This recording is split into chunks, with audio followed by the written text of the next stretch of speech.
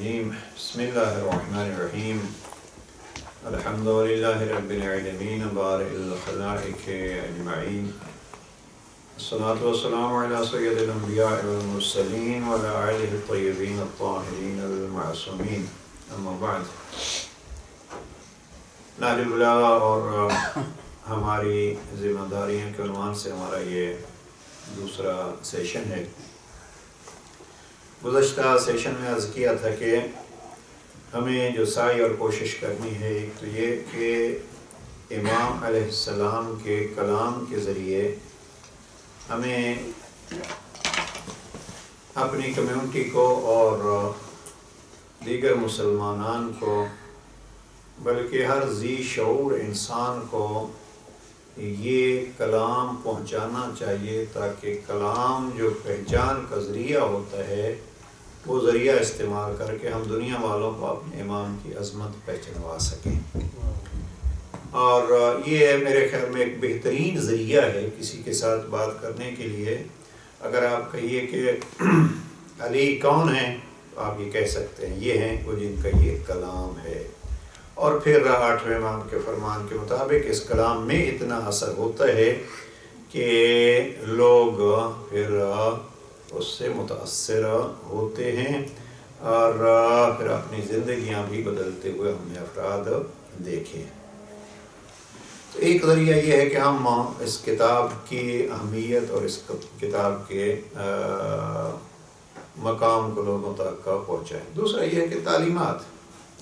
نہج البلاغہ خود ایک اخلاقیات کا، انسانی زندگی کو سنوارنے کا، عقائد کو مضبوط کرنے کا، کلی طور پر وہ جو انسان کو کمال تک پہنچنے کی ضرورتیں ہیں ان کا مجموعہ ہے۔ میں نے ظاہراً پچھلے سیشن میں بھی عرض کیا تھا کہ جیسے جناب امیر علیہ السلام کی ذات گرامی مجموعہ کل ہے اور اس میں کمال کی ساری چیزیں موجود ہیں، اسی طریقے پہ کلام میں بھی وہ ساری چیزیں موجود ہیں۔ لہذا امام علیہ السلام کی تعلیمات لوگوں تک پہنچانا، اور ان تعلیمات کو البتہ ہم پہنچانے کی جب بات کرتے ہیں تو سر فہرست بات یہ ہے کہ ہماری اپنی زندگیوں میں عملی صورت میں وہ موجود ہوگی تو بہتر انداز سے ہم دوسروں کو پہنچا سکیں گے۔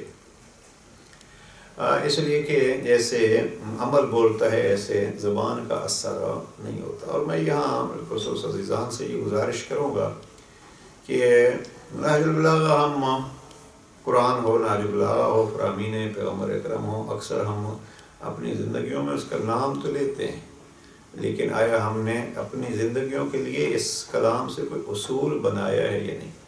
کوشش یہ کیجئے، ہم سب کو کوشش یہ کرنی چاہیے کہ کسی ایک آیت کو، جیسے میں اکثر عرض کرتا رہتا ہوں، وہ لے لیں اور اس کو اپنی زندگی کا حصہ بنا لیں۔ اسی طریقے پہ فرمان جناب علیہ السلام کو، ایک کلمے کو لے لیں اور اس کلمے کے مطابق اپنی زندگی ڈھالیں۔ اب یہاں یہ تعلیمات جب عملی ہوں گی تو پھر دوسروں تک پہنچانا بھی ہمارے لیے آسان ہوگا۔ میں نے کئی دفعہ یہ عرض کیا کہ تبلیغات کا بڑا سلسلہ جو تھا وہ وہی تھا جو اخلاقیات کے ساتھ تھا۔ ایک بحث بعض حلقوں میں یہ آج کل چل رہی ہے کہ فلاں نے اتنی حکومتیں اور اتنے علاقے فتح کیے، تو امیر المومنین پہ ایک اعتراض کیا جاتا ہے کہ امیر علیہ السلام کے زمانے میں تو کوئی فتوحات نہیں ہوئی۔ کہتا ہوں یہ فتوحات جو ہیں وہ جو زور سے ہوتی رہیں اور ڈنڈوں سے ہوتی رہیں، وہ فتوحات سبب بنی ہیں کہ اسلام کی حقیقی روح جو ہے وہ جو زور سے مسلمان ہوئے تھے، جب وہ زور ٹوٹا تو ان کے بہت سو کے وہ اثر بھی ٹوٹ گیا۔ لیکن جن کے ذریعے اسلام دلوں میں اترا تھا، وہ دل جب تک باقی رہے اسلام ان میں باقی رہا۔ یہ فرق ہوتا ہے۔ جناب امیر علیہ السلام نے مکے کی فتح ہوتے وقت جو لوگ مسلمان ہوئے تھے اور جن کو جناب پیغمبر اکرم نے بھی طلقاء کہا، ہمارے آزاد کرتا جاؤ، انتم الطلقاء، جب یہ سب فتح مکہ کے وقت غلبہ پیغمبر اکرم کو دیکھ کے مسلمان ہوئے اور پیغمبر اکرم نے ان کو ایک جگہ پہ جمع کیا، جب سب جمع ہو گئے تو اب سوچ رہے تھے کہ اب ہمارے ساتھ کیا ہوگا، تو جناب پیغمبر اکرم نے ان کو کہا جاؤ انتم الطلقاء، ہماری طرف سے آپ آزاد ہو۔ اور پھر جناب امیر المومنین نے خط 28 میں اس جملے کو دہرایا کہ آپ طلقاء ہو، اور پھر جناب زینب کبریٰ نے 61 ہجری میں شام میں اس جملے کو دہرایا تھا کہ آپ طلقاء ہو یا ابن الطلقاء۔ تو یہ جناب امیر علیہ السلام فرماتے ہیں کہ جب آپ ان کو مخاطب ہو کے جو فتح مکہ کے وقت مسلمان ہوئے تھے، کہ جب تک آپ کا اختیار تھا، آپ ذرا باریک جملہ ہے، جب تک اور سخت جملہ ہے، جب تک آپ کا اختیار تھا آپ مسلمان نہیں ہوئے، اسلام کے دشمن رہے۔ جب مجبور ہو گئے تو آپ نے اسلام کا اظہار کیا، اور جب پھر آپ کو فرصت ملی تو آپ پلٹ گئے۔ یہ بڑا سخت جملہ جو ہے وہ یہ ہے جناب امیر علیہ السلام کا کہ جب پھر آپ کو اختیار ملا تو آپ پلٹ گئے۔ بہرحال یہ ہمارا موضوع نہیں ہے، میں عرض یہ کر رہا تھا کہ اگر ہمیں کسی تک کا تعلیمات آل محمد پہنچانی ہے تو اس کا ذریعہ وہ فتوحات نہیں ہوتی، اس کا ذریعہ ہوتا ہے دلوں کو فتح کرنا، اور ائمہ معصومین علیہ السلام کے کلام میں یہ اثر ہے کہ وہ دلوں کو فتح کرتے ہیں۔ تو ہمیں نہج البلاغہ کی اہمیت اور نہج البلاغہ کی تعلیمات جو ہے وہ لوگوں تک پہنچانی ہے، اور اگر ہم عملاً پہنچائیں گے تو اور بہتر ہوگا۔ گزشتہ سیشن میں یہ وعدہ کیا تھا کہ ہم آج جناب امیر علیہ السلام کے خط 69 پہ گفتگو کریں گے۔ دیکھیے یہ خط نمبر 69 جناب امیر علیہ السلام نے جناب حارث حمدانی کو لکھا۔ اب یہ عجیب سلسلہ ہے، جناب حارث حمدانی کی حالات زندگی تفصیل سے میں نے دیکھے ہیں۔ جناب حارث حمدانی یہ یمن کے علاقے سے ان کا تعلق ہے۔ حمدان یمن کا قبیلہ تھا، اور پھر اس قبیلے کے اندر جن لوگوں کو قبائل کی صورتحال معلوم ہے، وہ قبائل میں یہ ہوتا ہے کہ ایک بڑا قبیلہ ہوتا ہے، پھر اس قبیلے کی آگے شاخیں ہوتی ہیں، یعنی یہ حقیقت میں کسی آبا و اجداد کے حوالے سے جو وہ قبیلے بنتے ہیں۔ ایک شخص کا قبیلہ ہوا، اب اس میں 10 12 15 20 خاندان ہو گئے، جب وہ آگے بڑھتا رہا تو پھر وہ اس قبیلے کے اندر چھوٹے چھوٹے قبیلے جو ہیں وہ بنتے رہے۔ تو یہ حمدان ایک بہت بڑا قبیلہ تھا جس کے اندر پھر ایک آور قبیلہ، تو جناب حارث حمدانی کا تعلق اس آور قبیلے سے، یہ یمنی قبیلہ۔ اور دلچسپ بات یہ ہے کہ یمن والے اکثر لوگ جو ہیں وہ جناب امیر المومنین علیہ السلام کی تبلیغات کی وجہ سے مسلمان ہوئے، انہوں نے اسلام قبول کیا۔ جناب امیر علیہ السلام کو جناب پیغمبر اکرم نے مکہ بھیجا، کیا یمن بھیجا، تو یمن میں جا کے جناب امیر علیہ السلام نے تبلیغات کی، اور یہ لوگ تلوار چلائے بغیر یہ مسلمان ہوتے ہیں۔ اب جب ایک کتاب میں دیکھ رہا تھا، تبری نے لکھا ہے اس کو، کہ جب حمدان کا قبیلہ مسلمان ہوتا ہے تو جناب امیر علیہ السلام نے جناب پیغمبر اکرم کو خط لکھا کہ حمدان والے جو ہیں وہ مسلمان ہو گئے ہیں۔ تو صاحب کتاب لکھتے ہیں کہ پیغمبر اکرم کو اتنی خوشی ہوئی کہ پیغمبر اکرم نے سجدہ ادا کیا اس کا کہ حمدان والے مسلمان ہوئے۔ اور پھر یہاں جملہ پیغمبر اکرم کا مدینے سے جناب پیغمبر اکرم نے فرمایا السلام علی حمدان، حمدان قبیلے پہ میرا سلام ہو، یعنی دور سے سلام۔ تو بہرحال پیغمبر اکرم کے تو سامنے تھے کہ کل انہوں نے کیا کرنا ہے۔ حارث حمدانی کی ایک خصوصیت جو بیان کی گئی ہے وہ یہ ہے کہ حارث حمدانی جناب امیر علیہ السلام کے خطبات کو بیٹھ کے لکھتے تھے۔ ذرا اس کو بھی پوائنٹ کو غور فرمائیں گے، چونکہ نہج البلاغہ پہ جو ایک اعتراض ہوتا ہے وہ یہ ہے کہ اتنے لمبے لمبے خطبے اس دور میں کیسے لکھے جاتے تھے۔ اب اگر یہ اعتراض ہوگا تو پھر جب قرآن مجید اس سے پہلے لکھا جا چکا تھا تو اس پہ بھی یہ اعتراضات معاذ اللہ ہوں گے۔ پیغمبر اکرم کے اگر تفصیلی خطبات نہیں ہوتے تھے، لیکن قرآن مجید کا لکھا جانا یہ خود اس کا شاہد ہے کہ اس سے پہلے تحریر کا سلسلہ تھا۔ جناب حارث حمدانی کے بارے میں مشہور یہ ہے کہ جناب حارث حمدانی جناب امیر علیہ السلام کے ممبر کے پاس بیٹھتے تھے اور جناب امیر علیہ السلام کے کلام کو لکھتے تھے، اور جو قدیمی ترین تحریر جناب امیر علیہ السلام کے خطبات کے بارے میں نقل کی جاتی ہے وہ یہی ہے کہ جناب حارث حمدانی یا اصبغ ابن نباتہ، ان دو جناب امیر علیہ السلام کے اصحاب کے بارے میں شہرت یہ ہے کہ یہ کلام امیر علیہ السلام کو لکھتے تھے۔ بہرحال جناب اصبغ ابن سباتہ سے تو بعض خطبات ان سے بھی نقل ہیں، جناب حارث حمدانی کے بارے میں مشہور ہے کہ ان کی تحریریں دوسری کتابوں میں بھی موجود ہیں، جیسے کہ شیخ یعقوب کلینی اعلی اللہ مقامہ ظاہر نہج البلاغہ سے سید رضی سے پہلے ہیں، تو انہوں نے اپنی کتاب میں ان سے روایات نقل کی ہیں، اور شیخ صدوق رحمۃ اللہ علیہ وہ بھی سید رضی سے پہلے ہیں، انہوں نے اپنی کتاب توحید میں ایک خطبہ توحیدیہ نقل کی ہے کافی تفصیل سے، اور اس کے راوی یہی جناب حارث حمدانی ہے کہ خطبہ جناب امیر علیہ السلام کا ہے اور راوی جناب حارث حمدانی ہے۔ اس کی ابتدا میں لکھا ہے کہ ایک شخص آتا ہے اور جناب امیر علیہ السلام کے خطبوں کو، خاص کر توحید کے خطبے کو سنتا ہے تو بڑا متاثر ہوتا ہے۔ جب خطبہ ختم ہوتا ہے تو اس نے جناب حارث حمدانی کو قریب دیکھا تو انہوں نے کہا اس کو آپ نے یاد کیا ہے؟ تو جناب حارث حمدانی کہتے ہیں یہ اس وقت تھا یا کچھ ٹائم کے بعد؟ تو جناب حارث حمدانی کہتے ہیں فقط یاد نہیں کیا، میں نے اس کو کتابت میں محفوظ کر لیا ہے۔ اور پھر اپنی تحریر سے جناب حارث حمدانی نے لفظ املا ہے، کیونکہ یہ املا عربی میں استعمال ہوتا ہے، ہمارے اردو میں بھی استعمال ہوتا ہے یہی املا، یعنی ایک لکھواتا ہے اور دوسرا لکھتا ہے، تو اسی سے امالی بنی ہے۔ تو جناب حارث حمدانی نے وہ خطبہ توحید املا کروایا، لکھوایا اور لوگوں نے اس کو لکھا۔ تو یہ خطبہ اس وقت بھی جناب حارث حمدانی کے حوالے سے کتاب التوحید شیخ صدوق میں موجود ہے۔ تو اس سے محسوس ہی ہوتا ہے کہ جناب حارث حمدانی کا ایک تحریر میں کافی سلسلہ رہا اور وہ اس کو لکھتے رہے۔ البتہ جناب حارث حمدانی کی اپنی ذاتی زندگی میں دو چیزیں بہت مشہور ہیں۔ ایک تو یہ ہے کہ حمدان قبیلے کے حوالے سے جیسے جناب پیغمبر اکرم نے السلام علی حمدان کہا ہے، اسی طرح جناب امیر علیہ السلام نے بھی حمدان قبیلے کی تعریف کی ہے۔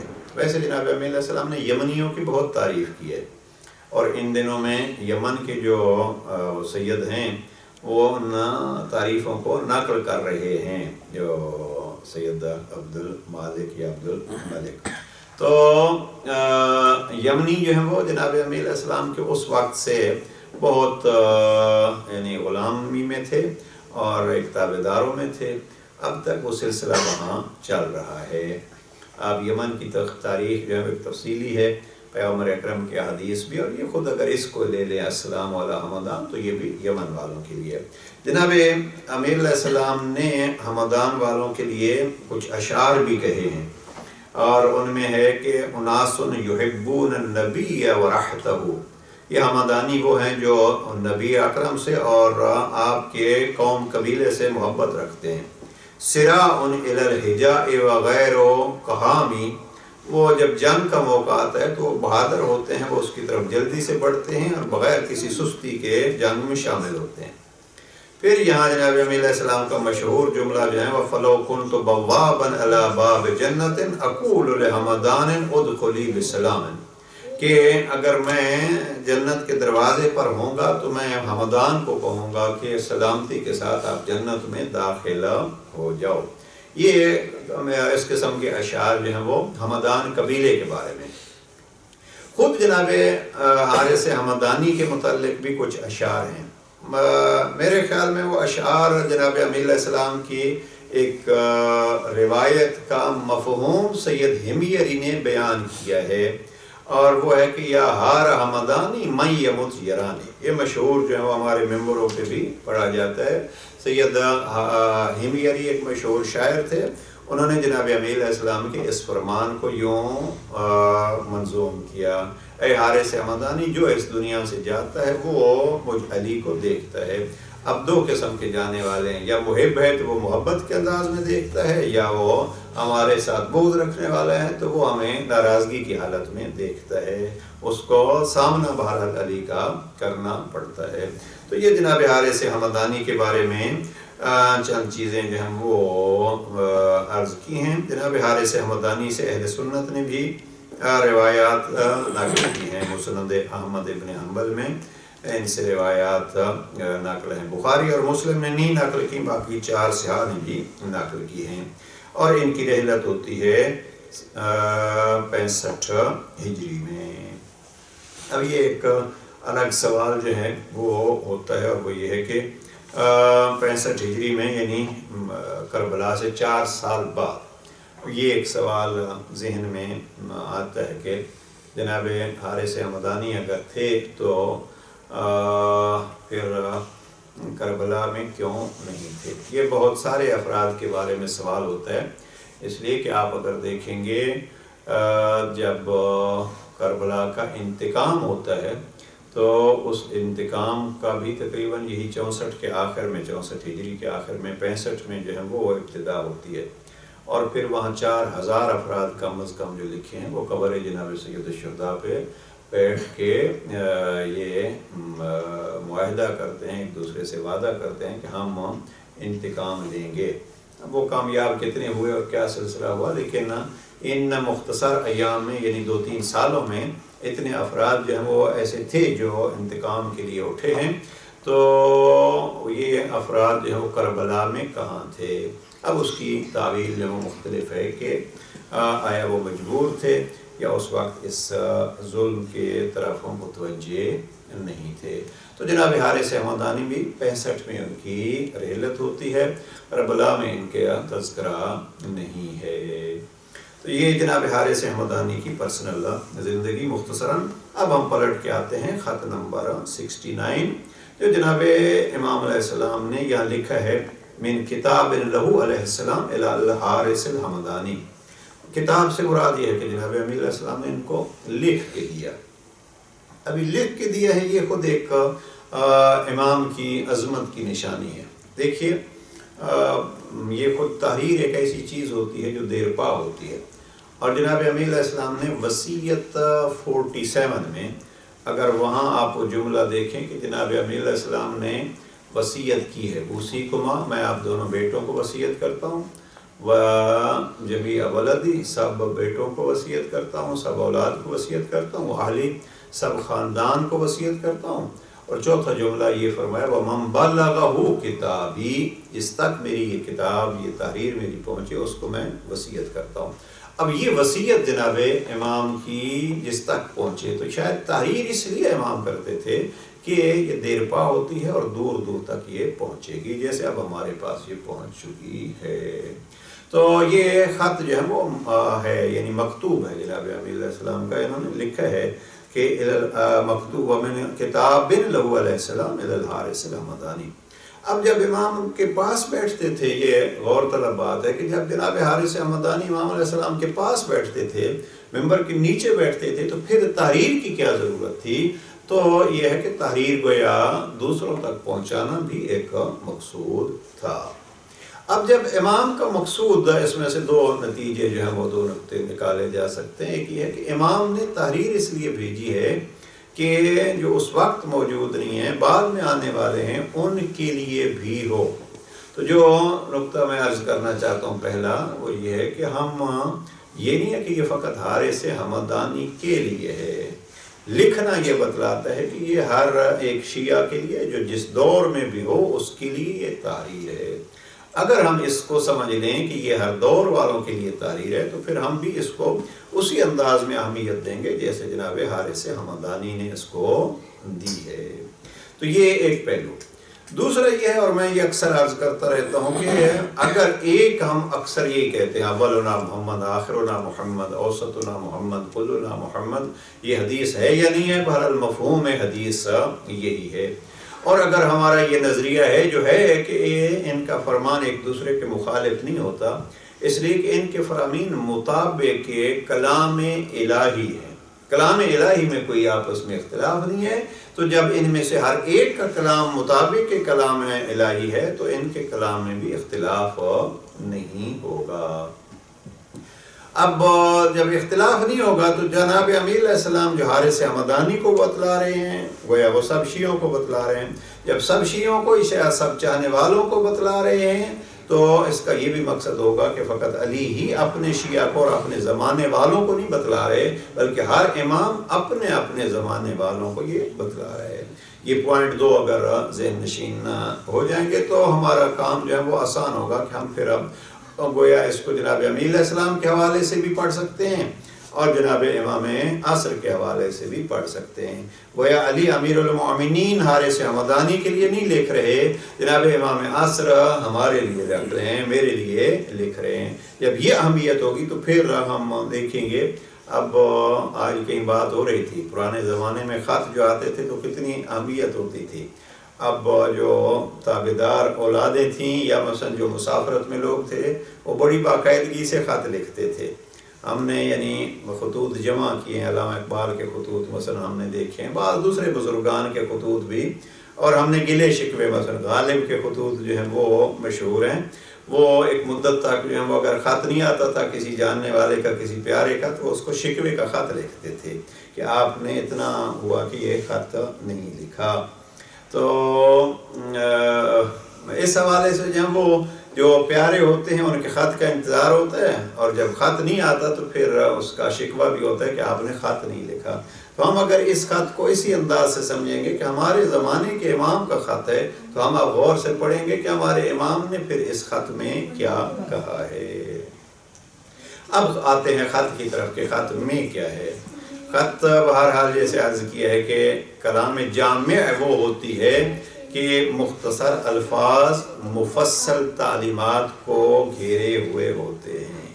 اس کو فصیح و بلیغ کلام بھی وہی کہی ہے، کلام جامع بھی وہی ہے، کلام مختصر ہے اور معنی اس کے وسیع ہیں۔ اب امام علیہ السلام نے جو تقریباً 40 کے قریب یہاں نصیحتیں کی ہیں یا مواعظ بیان فرمائے ہیں یا جو چیزیں لکھی ہیں ان کی طرف آتے ہیں۔ پہلا جملہ جناب امیر علیہ السلام نے یہ لکھا ہے وَتَمَسَّكْ بِحَبْلِ الْقُرْآنِ۔ اب ہم اس کو پہلا جملہ کہیں گے وَتَمَسَّكْ بِحَبْلِ الْقُرْآنِ۔ حارث حمدانی آپ کے لیے اور آپ کے ذریعے سب کے لیے میں علی یہ فرما رہا ہوں وَتَمَسَّكْ بِحَبْلِ الْقُرْآنِ کہ قرآن کی رسی کے ساتھ تمسک کرو۔ اب یہ تمسک کیا ہے؟ تمسک ہر چیز کا الگ الگ ہوتا ہے۔ بہرحال تمسک کا اکثر معنی جو ہے وہ اور عام معنی یہی کیا جاتا ہے اور کیا جا سکتا ہے، وہ ہے کسی چیز کے ساتھ چمٹ جانا۔ اب چمٹ جانے سے مراد یہ ہوتا ہے کہ آپ مثلا ابھی قرآن مجید سے چمٹیں گے تو مقصد یہ تو نہیں ہوگا کہ آپ نے اس کو بس چمٹے ہی رہنا ہے، نہیں، قرآن مجید سے یہ ہوگا کہ جو اس کے مثلا میں یہاں لغت جو استعمال کرتا ہوں اس کی ایک تحقیق فی الفاظ القرآن الکریم ہے، تو اس میں انہوں نے تفصیل سے تمسک کا معنی کیا ہے، اور جس کا خلاصہ یہ کیا جا سکتا ہے کہ قرآن مجید سے تمسک یہ ہوگا کہ آپ اس کے اصول و قواعد جو ہیں اس کے مطابق عمل کریں۔ اور اگر اس لفظ تمسک کو سمجھنا ہے، قرآن مجید میں چند بار ہی لفظ استعمال ہوا ہے، مثلا خود آیت الکرسی میں بھی استعمال ہوا ہے، لیکن مشہور حدیث ہے جو حدیث ثقلین ہے، اس میں لفظ تمسک اہل بیت کے لیے بھی اور قرآن مجید کے لیے بھی استعمال ہوا ہے۔ انی تارک فیکم الثقلین کتاب اللہ و عترتی اہل بیتی ان تمسکتم بہما، اگر آپ سب ان دونوں سے تمسک کرو گے تو پھر یہ آپ کو ضلالت اور گمراہی سے بچائیں گی۔ تو یہ تمسک جو ہے وہ کسی چیز سے اپنے آپ کو جوڑ لینا، تعلق قائم رکھ لینا۔ اب بعض جو ہے وہ ہم اگر متمسک ہوں گے تو متمسک کا مقصد فقط یہ نہیں ہوتا کہ گلے لگا لینا، بعض ایسے امور ہوتے ہیں جہاں گلے لگانا ٹھیک ہی نہیں ہوتا۔ تو تمسک جو ہے وہ ہوتا ہے، تمسک یہ ہے کہ اس سے متعلق ہو جانا، اپنے آپ کو اس سے جوڑ لینا۔ اب جناب امیر علیہ السلام نے کیا فرمایا وَتَمَسَّكْ بِحَبْلِ الْقُرْآنِ، اللہ کے کیا قرآن کی رسی سے تمسک رکھو۔ اب بڑا خوب وہ معنی کیا ہے. پہلے تو یہ ہے کہ رسی کیا ہوتی ہے. قرآن مجید کے لیے بار بار یہ لفظ قرآن نے بھی استعمال کیا ہے. وَاعْتَصِمُوا بِحَبْلِ اللَّهِ، اللہ کی رسی کے ساتھ جو ہے وہ اپنے آپ کو جوڑے رکھو. اور یہاں جناب امیر علیہ السلام نے بھی لفظ حبل استعمال کیا، یعنی رسی. اب بڑے اچھی جو اس کا مفہوم بیان کرتے ہیں آیت اللہ العظمیٰ کا یہ جوادی عاملی، وہ فرماتے ہیں پہلے تو یہ ہے کہ رسی کہلواتی اسی ہے جب اس کے چند دھاگے یا چند چیزیں اس سے کم از کم دو جو ہیں وہ مل کے جڑیں تو وہ رسی کہلاتی ہے. رسی آپ دیکھیے تو رسی میں بہت سارے اس کے حصے ہوتے ہیں. تو رسی یعنی ایک مجموعہ کچھ چیزوں کا. دوسرا جو بہت مشہور جملہ ہے جوادی عاملی کا، وہ کہتے ہیں کہ رسی کے دو سرے ہوتے ہیں، ایک سے شروع ہوتی ہے ایک سے اینڈ ہوتی ہے. ابھی کہاں شروع ہوتی ہے؟ تو اللہ کی کتاب جو ہے اس کو جب لفظ حبل کہا جاتا ہے تو اس کا مقصد یہ ہے کہ اس کا ایک سرا آپ کے پاس ہے اور اس کا دوسرا سرا اللہ کے پاس ہے. اب بہت ساری چیزوں میں اگر انسان رسی کا سہارا لے لے تو وہ جو کنویں سے آپ دیکھتے ہیں پانی جب نکالتے ہیں تو وہ رسی کے سہارے سے نکالتے ہیں. خالی ڈول ڈالا اور اس سے پانی بھرا گیا، اب اس پانی کو کھینچیں گے. چونکہ اس رسی کا ایک سرا جو ہے وہ اس ڈول کے ساتھ ہے، دوسرا سرا ہمارے ہاتھ میں ہے. اب ہم نے اس سے پانی نکالنے کا استفادہ کیا. اب پیاس بجھے گی کس طریقے سے؟ اس رسی کے دونوں کونے جب قریب آئیں گے تو اسی طریقے پہ اللہ کی کتاب رسی کا مقام رکھتی ہے. یعنی اس کا ایک پہلو اللہ کی طرف ہے، یعنی اللہ کی طرف سے ہے، اور دوسرے یہ ہے کہ اللہ کے بندوں کی طرف ہے. تو جب اللہ کے بندے اس رسی کے ساتھ اپنا تعلق رکھیں گے تو یقین رکھنا چاہیے کہ پھر اللہ رسی ہی کی طرح اسی قرآن کے ذریعے سے انسان کو پستی سے بلندیوں تک لے جائے گا. لہذا قرآن مجید سے تمسک یہ ہے کہ ہم قرآن مجید کو اللہ کا کلام سمجھتے ہوئے اس سے اپنے آپ کو جوڑے رکھیں. تو یہ ہے کہ وَتَمَسَّكْ بِحَبْلِ الْقُرْآنِ. اب میں سمجھتا ہوں کہ اس کی ایک وضاحت کی ہے جناب امیر علیہ السلام نے آگے، اور وہ ہے وَانْتَصِحْ، کہ اس سے نصیحت حاصل کرو، اس سے تمسک رکھو اور نصیحت حاصل کرو. یعنی تمسک کا معنی کیا ہے جناب امیر علیہ السلام نے کہ اس سے نصیحت حاصل کرو. اب نصیحت کیا ہوتی ہے؟ نصیحت ہمارے ہاں اردو میں بھی اکثر لفظ نصیحت استعمال ہوتا ہے. نصیحت حقیقت میں دو معنی کیے گئے ہیں. نصیحت کا ذرا معنی جو وَانْتَصِحْ قرآن مجید میں بھی بار بار استعمال ہوا ہے، نحو البلاغہ میں بھی چند جگہوں پہ لفظ نصیحت استعمال ہوا ہے. یہاں جناب امیر علیہ السلام نے فرمایا وَانْتَصِحْ، قرآن مجید سے نصیحت حاصل کرو. اہل زبان نے نصیحت کے دو معنی کیے ہیں. پہلا معنی یہ ہے کسی کی خیر خواہی، یعنی کسی کی اچھائی چاہنا. اب یہ نصیحت کا معنی ہے، فلاں نصیحت کر رہا ہے یعنی وہ آپ کا خیر خواہ ہے، آپ کی اچھائی کے لیے وہ اقدام کر رہا ہے. یہ ہوگا معنی جو ہے وہ نصیحت کا. دوسرا معنی نصیحت کا جو ہے وہ ہے خالص. اب نصیحت کا معنی خالص بھی ہوا، خیر خواہی بھی ہوا. ان کو جمع کیا جائے تو یہ ہے کہ خلوص کے ساتھ، اخلاص کے ساتھ کسی کی اچھائی چاہنا، یہ ہوگی نصیحت. یعنی نصیحت کا مفہوم یہ ہوگا کہ خالص اللہ کے ذات کو خوش کرنے کے لیے کسی کی اچھائی چاہنا، یہ نصیحت ہو جائے گی. اب امام فرماتے ہیں کہ وَانْتَصِحْ، اس سے نصیحت حاصل کرو. اب قرآن سے نصیحت حاصل کرو یعنی قرآن آپ کا خیر خواہ ہے اور خالص طور پر قرآن آپ کا خیر خواہ ہے. اگر آپ اس سے اپنی اچھائی چاہیں گے تو یہ آپ کو اچھائی کی طرف رہنمائی کرے گا. اب نصیحت کے لیے مثلا دونوں معنی جو ہیں وہ اخلاص کے لیے قرآن مجید میں جناب موسیٰ کے بہن کے یہ جملات ہیں. جناب موسیٰ جب فرعون کے دربار میں پہنچ گئے وہ جھولے کے ساتھ، تو جھولے میں تیر کے تو وہ ڈھونڈنے لگے کہ کوئی ہے جو اس بچے کو اب دودھ پلائے. تو یہاں جناب موسیٰ کی بہن وہاں موجود تھیں. وہ کہتی ہیں کہ میں آپ کو کوئی ایسا گھر بتلاؤں وَهُمْ لَهُ نَاصِحُونَ، جو اس کے خیر خواہ ہوں. جو اس کے ہمدرد ہو، جو اس کے لیے خالص طور پر اچھائی ہی چاہتے ہوں۔ کیا میں آپ کو کوئی ایسا گھر بتلاؤں؟ یہاں لفظ ناصحون استعمال ہوا ہے۔ یہ سورہ قصص سورہ 28 کی آیت 12 ہے، جہاں جناب موسیٰ کی بہن کے لفظ قرآن مجید نے استعمال کیے، وَهُمْ لَهُ نَاصِحُونَ۔ وہ گھر ایسا ہے جو اس میں اس کا خیر خواہ ہوگا۔ یا سورہ تحریم یعنی سورہ نمبر 66 کی آیہ نمبر 8 میں لفظ نصیحت استعمال ہوا ہے، اور وہ کیا ہے؟ یا ایھا الذین آمنوا توبوا الی اللہ توبۃ نصوحا۔ اے صاحبان ایمان، اللہ کی طرف توبہ کرو، وہ توبہ جو خالص توبہ ہو۔ اب یہاں نصوحا کا توبہ نصوحا کا معنی کیا ہوگا؟ عموماً ہمارے اردو میں بھی استعمال ہوتا ہے خالص توبہ، یعنی فقط آپ کوئی دھوکہ دینے کے لیے نہیں، آپ خالصاً توبہ کریں۔ اس لیے کہ نصیحت جو ہے وہ بعض اوقات نصیحت ہوتی نہیں ہے، یہ ہمارے لیے بہت مہم جملہ ہے۔ نصیحت بعض اوقات حقیقت میں نصیحت نہیں ہوتی، بلکہ ایک شخص غلط طور پر اپنے آپ کو خیر خواہ ظاہر کر رہا ہوتا ہے۔ یہ جملہ جو ہے وہ قابل توجہ ہے۔ قرآن مجید میں چند جواب استعمال ہوا ہے۔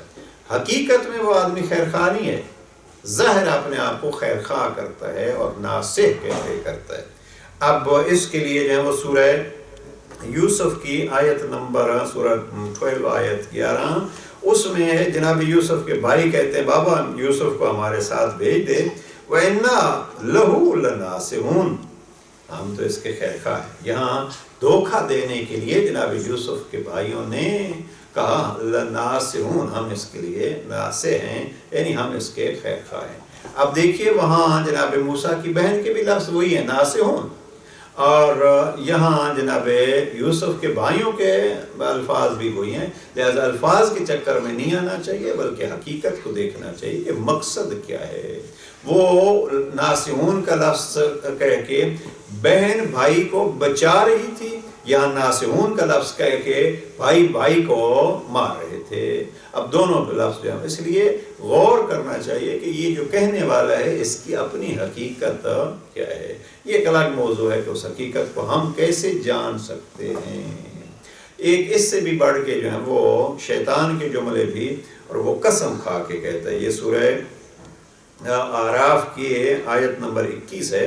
شیطان نے کہا وقاسمہما، اور دونوں کو جناب آدم اور جناب حوا کے لیے قسم کھائی اس نے۔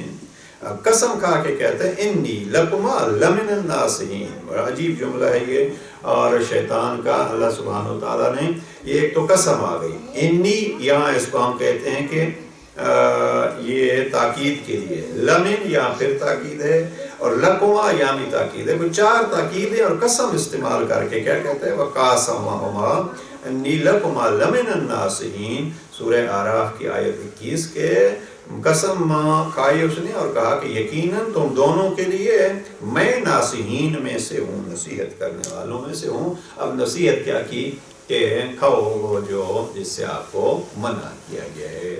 تو جناب آدم اور جناب حوا کو قسمیں کھا کے شیطان نے، یا اس کو ہم آسان لفظوں میں یوں کہتے ہیں کہ اپنا بن کے اس نے وہ کھلا دیا جو نہیں کرنا تھا۔ تو اس حوالے سے نصیحت کا معنی جو ہے وہ ذہن میں رہے کہ نصیحت، حقیقی نصیحت وہ ہے جہاں اخلاص ہو اور جہاں ہمدردی ہو، دونوں چیزیں مل کے ہوں۔ ہمدردی کا اظہار ہو تو وہ مقصد اخلاص نہیں ہے، وہ ناصح بننے کا ایک حوصلہ ہوگا۔ اب ہم اس دنیا میں اس زمانے میں دیکھتے ہیں بہت سی ایسی طاقتیں، ایسی حکومتیں ہوتی ہیں جو لوٹتی ہیں، اور حقیقت میں لوٹتی ہیں کیا کہہ کے کہ ہم آپ کے خیر خواہ ہیں۔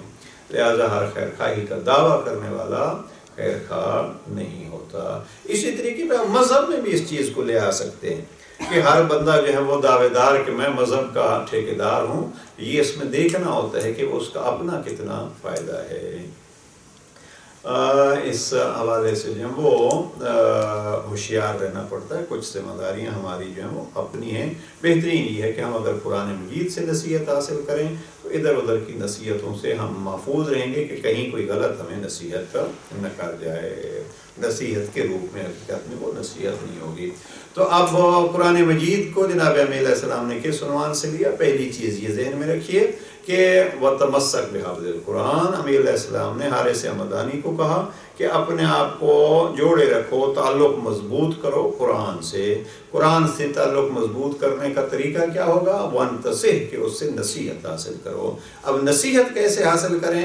اب قرآن مجید میں خود نصیحتیں ہیں، یہ ایک باب ایسے ہے کہ قرآن مجید میں نصیحتیں، مثلا میں اکثر یاد کرتا رہتا ہوں، اور جناب یعقوب نے اپنے بیٹوں کو نصیحتیں کی، اور تفصیلی نصیحت جو ہے وہ قرآن مجید نے جو جناب لقمان سے کرائی ہے۔ جناب لقمان اپنے بیٹے کو کہتے ہیں، کم از کم اگر ہم وہ کر لیں، خود اللہ سبحانہ و تعالیٰ کی نصیحتیں، مثلا یا عباد الرحمن، اے اللہ کے بندو، اور پھر سورہ فرقان میں کوئی 11 نصیحتیں کی ہیں۔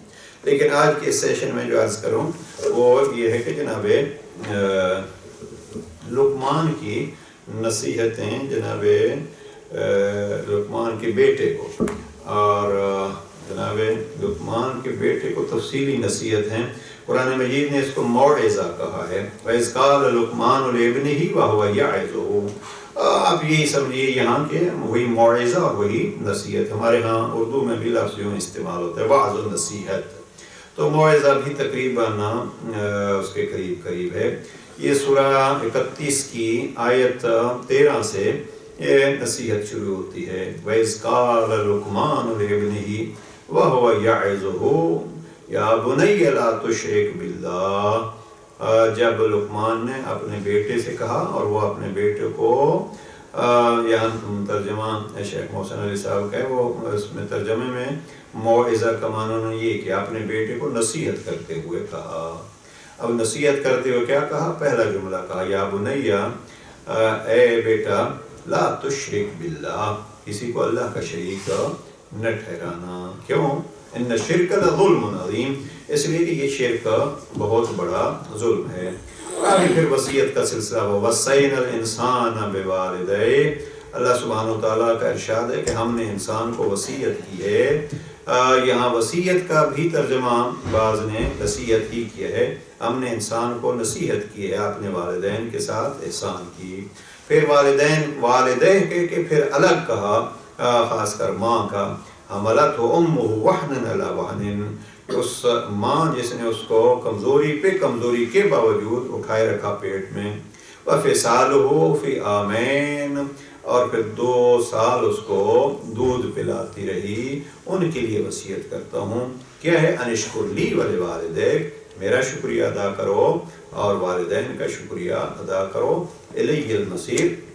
یہ ایک نصیحت، مثلا یہاں سے نصیحت شروع ہوتی ہے، آپ اس کو دیکھیے گا، یہ سورہ لقمان سورہ 31 کی آیت 13 سے آگے یہ سلسلہ نصیحت کا شروع ہوتا ہے، اور یہ چلتا ہے تقریباً آیت 19 تک۔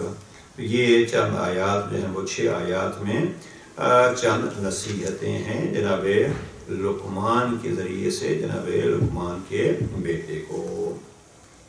تو اب یہ نصیحتیں، اس کے بعد جناب امین علیہ السلام نے تیسرا جو جملہ فرمایا ہے اس پہ اگر آپ غور کریں تو تیسرا جملہ اس خط کا کیا ہے کہ وَأَحِلَّ حَلَالَهُ وَحَرِّمْ حَرَامَهُ، قرآن مجید کے حلال کو حلال اور حرام کو حرام سمجھو۔ تو تمسک بحبل القرآن، اللہ کے رسی سے مضبوطی سے تعلق رکھنا، اس سے نصیحت لینا۔ میں سمجھتا ہوں کہ یہ شاید نصیحت ہی کا ایک اور وضاحت ہوگی۔ نصیحت یہ ہے کہ جس کو اللہ نے حلال قرار دیا ہے اس کو حلال سمجھیے، اور جس کو حرام قرار دیا ہے اس کو حرام سمجھیے، اور اسی حلال اور حرام کی حقیقت بتلانے کے لیے عملاً بھی اور قولاً بھی پیغمبر اکرم کی ذات کو اللہ سبحانہ و تعالیٰ نے بھیجا۔ 12 ربیع الاول کے حوالے سے ذکر جناب پیغمبر اکرم بھی ہو جائے، اور وہ حقیقت میں ذات گرامی وہ ہے جس کے ذریعے سے اللہ کی کتاب ہم تک پہنچی ہے۔ ایک اگر عظمت دیکھ لی جائے پیغمبر اکرم کے، اگر مختصر ترین الفاظ میں کوئی تعریف کی جاتی ہے، الحمدللہ قرآن مجید کی وہ تعریف ہے اور ہمارے ہر ممبر سے کی جاتی ہے، وَمَا أَرْسَلْنَاكَ إِلَّا رَحْمَةً لِلْعَالَمِينَ۔ پچھلے ویکینڈ پہ ایک سیشن تھا تو بڑا اچھا سیشن مجھے لگا، 20-25 افراد تھے، تو ہم نے یہ آیت پڑھی وَمَا أَرْسَلْنَاكَ إِلَّا رَحْمَةً لِلْعَالَمِينَ، تو میں نے کہا بھی یہ کمپٹیشن ہو جائے گی، ذرا وہ کیجیے کہ آیت کا ریفرنس کون پہلے بتلائے گا، تو پھر 10 آیات اور اسی طریقے سے جو ہے وہ پھر ہم نے ایک یہ بھی تھا کہ آپ پیغمبر اکرم کی عظمت کے لیے کون سی آیات جو ہیں وہ پیش کریں گے۔ یہ ہے کہ ابھی آپ ذہن میں ذرا سوچئے کہ وَمَا أَرْسَلْنَاكَ إِلَّا رَحْمَةً لِلْعَالَمِينَ، یہ اس کا ریفرنس اگر پوچھا جائے تو ذہن میں ہونا چاہیے۔ یہ سورہ انبیاء کی آیت نمبر 107 ہے، وَمَا أَرْسَلْنَاكَ إِلَّا رَحْمَةً لِلْعَالَمِينَ۔ یہاں پیغمبر اکرم کو عالمین کی رحمت کہا گیا۔ ایک آیت اسی حوالے سے اور یاد کر لیجیے، اور وہ ہے سورہ توبہ کی، سورہ نمبر توبہ جو ہے وہ کیا ہے، ہم اس دن وہ کہہ رہے تھے، میں تفسیر میں جب آپ دیاملی فرمایا کرتے تھے کہ کم از کم جو ہے وہ سوروں کے نمبر یاد کر لیا کیجیے، تو سورہ توبہ جو ہے وہ ہے سورہ نمبر 9، سورہ توبہ کی آیت نمبر 128 اگر دیکھیے، سورہ انبیاء کی آیت 107 میں کیا ہے، وَمَا أَرْسَلْنَاكَ إِلَّا رَحْمَةً لِلْعَالَمِينَ، ہم نے آپ کو عالمین کے لیے رحمت بنا کے بھیجا ہے، بلکہ اس میں اچھا ترجمہ جو ہے وہ بس رحمت بنا کے بھیجا ہے، یعنی کلی طور پر جو ہے وہ رحمت ہے۔ اب سورہ توبہ کی اس آیت کو دیکھیے تو یہی لفظ رحمت جناب پیغمبر اکرم کے لیے اللہ سبحانہ وتعالیٰ نے کس انداز میں استعمال کیا ہے، لَقَدْ جَاءَكُمْ رَسُولٌ مِّنْ أَنفُسِكُمْ عَزِيزٌ عَلَيْهِ مَا عَنِتُّمْ حَرِيصٌ عَلَيْكُمْ بِالْمُؤْمِنِينَ رَءُوفٌ رَحِيمٌ۔ بڑے خوبصورت عظمت پیغمبر اکرم کے لیے یہ آیت ہے۔ بتحقیق تمہارے پاس، یہ آیت، بتحقیق تمہارے پاس خود تم ہی میں سے ایک رسول آیا ہے، تمہیں تکلیف میں دیکھنا ان پر بہت سخت گزرتا ہے، شاق گزرتا ہے، وہ تمہاری بھلائی کا نہایت خواہاں ہے، عزیز علیہ ما عنتم، اور مومنین کے لیے نہایت شفیق اور مہربان ہے۔ یہاں لفظ رحیم استعمال ہوئے پیغمبر اکرم کے لیے کہ بالمؤمنین رؤوف رحیم، مومنین کے لیے نہایت رؤوف اور رحیم ہے۔ اب اس حوالے سے پیغمبر اکرم صلی اللہ علیہ وآلہ وسلم کو کیا کہا گیا ہے، رحمت کہا گیا ہے۔ اور آخری جملہ اور گفتگو کو سمیٹ لیتے ہیں، وہ یہ ہے کہ جناب امیر علیہ السلام نے خط 158 میں ارشاد فرمایا، اور اس کو اگر ہم لے لیں تو یہ ہماری عید میلاد کامل ہوگی، اور وہ یہ ہے کہ جناب امیر علیہ السلام فرماتے ہیں کہ اللہ کے محبوب بندوں میں سے وہ ہے کہ جو پیغمبر کے نقش قدم پہ چلتا ہے۔ احب العباد الی اللہ المختص لعصرہ، اس کو خطبہ نمبر 158 کا یہ جملہ پیغمبر اکرم کے لیے بہت ساری چیزیں یہاں جناب امیر علیہ السلام نے بیان کی ہیں، لیکن ایک جملہ جو ہے وہ یہی ذہن میں رکھیے، فَتَأَسَّ مُتَأَسِّن بِنَبِيِّهِ، پیروی کرنے والے کو چاہیے کہ پیغمبر اکرم کی پیروی کرے اور ان کے نشان قدم پر چلے، اور اللہ کے محبوب بندوں میں سے وہی ہوگا جو آپ کے نقش قدم پر چلے۔ اللہ سبحانہ وتعالی ہمیں سیرت پیغمبر کو سمجھنے، اس کو زندگیوں میں اپنانے کی توفیق نصیب فرمائے، اور ہم سے جو درگزر کیا خطا اور کوئی غلطی ہو جاتی ہے، پروردگار جناب پیغمبر اکرم ہی کے صدقے میں ہماری اس خطا کو معاف فرمائے۔ جو ہمارے شرکاء ہیں پروردگار ان کی اس کوشش کو قبول فرمائے، اور جو اس دنیا سے چلے گئے ہیں پروردگار ان کو بری کے رحمت فرمائے۔ اس مرکز کو کریم اللہ مزید آبادی عطا فرمائے، اور اس سے زیادہ ہمیں فائدہ اٹھانے کی توفیق نصیب فرمائے۔ السلام علیکم ورحمۃ اللہ وبرکاتہ۔